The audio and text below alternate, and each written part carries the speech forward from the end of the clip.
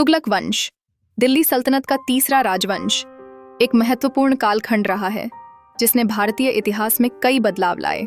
यह वंश 1320 ईस्वी से 1413 ईस्वी तक शासन करता रहा, जब भाग्य और भविष्य के प्रारंभिक संकेत ने तुर्क और भारतीय सांस्कृतिक मिश्रण को एक नई दिशा दी। गाजी मलिक, जिसे ज्ञात अल-दीन तुगलक के नाम से भी जाना जाता है, ने राज्य की बागडोर संभाली और इस वंश की नींव रखी। गाजी मलिक का तुर्क मूल और पंजाबी जाट मां से होने वाला संबंध इस वंश की विविधता की कहानी कहता है।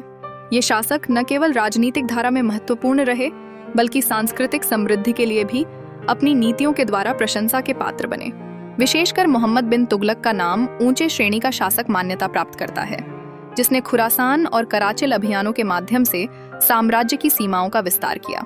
फिरोज शाह तुगलक का कार्यकाल भी अविस्मरणीय रहा। उनके द्वारा स्थापित शहरों जैसे हिसार, फिरोजाबाद, फतेहाबाद और फिरोज शाह कोटला का अस्तित्व आज भी इस अवधि की समृद्धि को दर्शाता है। उन्होंने कुतुब मीनार की 5वीं मंजिल का पुनर्निर्माण कर वास्तुकला में नए मानकों को स्थापित किया। उनका ध्यान सामाजिक कल्याण पर था, जिससे जनता के बीच स्थायी संबंध निर्माण हुआ। तुगलक वंश के शासकों की रणनीतियां और नीतियां देश की आंतरिक और बाहरी राजनीति पर गहरा प्रभाव डालने में सफल रहीं। गाजी मलिक से लेकर फिरोज शाह तुगलक तक हर शासक ने अपनी व्यक्तिगत विशेषताओं के माध्यम से दिल्ली सल्तनत की पहचान को मजबूत किया। उनकी विरासत आज भी आधुनिक भारत में प्रासंगिक है।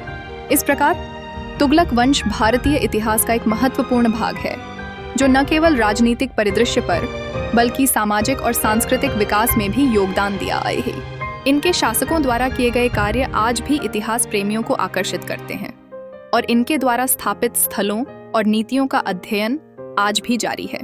एक बड़े साम्राज्य के धरोहर के रूप में तुगलक वंश का नाम सदैव साहित्य और इतिहास में जीवंत रहेगा।